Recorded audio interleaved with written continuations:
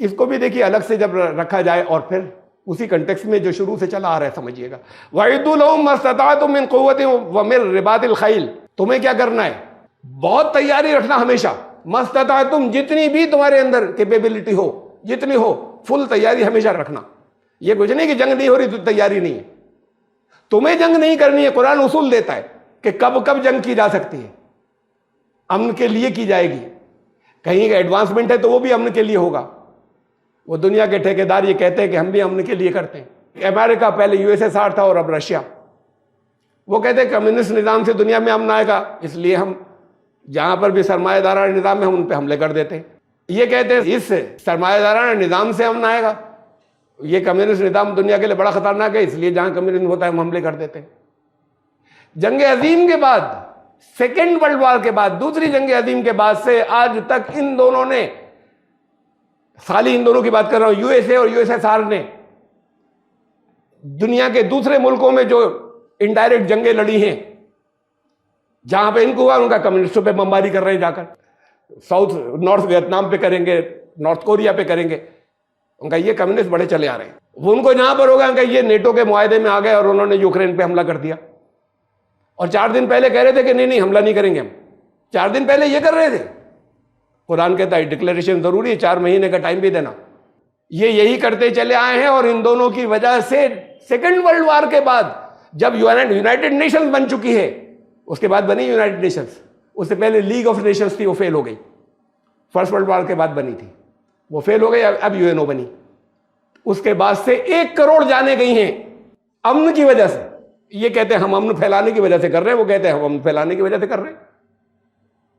तो 1 करोड़ जाने जा चुकी है। मकसद किसी एक का भी पूरा नहीं हुआ। ना अमेरिका ने जिस वजह से हमला वियतनाम के अंदर जो 20 साल जंग की, क्या मकसद पूरा हो गया तुम्हारा? अफगानिस्तान में घुसे, कहते थे टेररिस्ट है यहां पर, टेररिज्म खत्म हो गया, मकसद कहीं पूरा नहीं हुआ। इराक में हमला किया, का केमिकल वेपन से थे ही नहीं, पहले से उन्हें मालूम था नहीं है। तो ये लोग ये अमन का नाम लेते हैं। इस्लाम जिस चीज़ की बात करता है वहाँ सचमुच अगर अमन फैलाना है, लोगों के ऊपर जुल्म हो रहा है, उसे ख़त्म करेगा। पब्लिक को नहीं, इसकी इजाज़त नहीं है। पब्लिक को मारना तो बहुत दूर की बात, यानी खाली जनरल पब्लिक को क्या, और अगर मैदान जंग में है तब भी हाथ नहीं उठा सकते। लेडीज़, औरतों पर हाथ नहीं उठाओगे, बूढ़ों पर हाथ नहीं उठाओगे, मजदूरों के ऊपर हाथ नहीं उठाओगे, बच्चों पर हाथ नहीं उठाओगे। अरेस्ट कर सकते हैं लेकिन मार नहीं सकते उन्हें। जो मैदान जंग में घरों से निकालना तो बहुत दूर की बात है कि बस्ती के लोगों को मार दें। वाइदु लहुम मस्तताअतुम, जितनी तुम्हारी ताकत है, कुव्वत तैयार रखना हर वक्त। तभी तो लोग, ऐसा होगा कि तुम्हें नर्म चारा नहीं समझेंगे, तरने वाला नहीं समझेंगे। ये कुव्वत ये हमले के लिए नहीं, ये इसलिए कि लोग तुम्हारे खिलाफ फिर साजिशें करने से डरे। मिन कुव्वतिन व मिन रिबातिल खैल, कुव्वत रखना और घोड़े बंधे रखना। अभी तो 1400 साल पुरानी आए थे, आज कैसे घोड़े बांधोगे? कि कुरान कह रहा है लफ्ज़ों में घोड़े बंधे रखना। अब ज़्यादा से ज़्यादा हम ये कर लेते हैं, हमारे लोग ये कर लेते हैं, करने का गलत नहीं है कि भाई उस दौर की ये बात है, हर तरीके से पूरी तैयारी रखना जंगी। अच्छा, कुव्वत ही क्यों कहा? ये कहते हैं आर्मी तैयार रखना, कुव्वत मतलब पावर। पावर क्यों? आर्मी तैयार रखना। ये कहते हैं हथियार तैयार रखना और घोड़े, चलिए घोड़े तो होते थे, हथियार और घोड़े तैयार रखना, फौजें तैयार रखना। क्या बात है, ये कुरान का मौजूदा। क्या जो वर्ड्स का सिलेक्शन है, आगे आते चली जाएंगी, चीज़ें खुलती चली जाएंगी। बहुत सी बात लोगों पे खुली, बहुत से नहीं खुली, और खुलती चली जाएंगी। जो वर्ड यूज किया है वो किस वजह से किया है? यहाँ पे आर्मी नहीं किया, यहाँ पर हथियार नहीं किया इस्तेमाल, और घोड़े। पावर और हॉर्सेस, इससे क्या बनता है? Horse power. आज के दौर के अंदर, आज के लिए, उस वक्त कहा था कि ये घोड़े और अपनी कुव्वत रखना। आज कहता है अपनी हॉर्स पावर जो है, उसके जो तुम्हारे जितने आर्मरी है वो सारी तैयार रखना, जिनके अंदर हॉर्स पावर की जरूरत होती है। यानी ये भी अल्लाह को मालूम था कि ये पैमाना, ये जो नापा जाएगा, कुव्वत को, ताकत को नापा जाएगा, वो हॉर्स पावर में नापा जाएगा। इसलिए हॉर्स का जिक्र किया था और कुव्वत वर्ड लाए थे।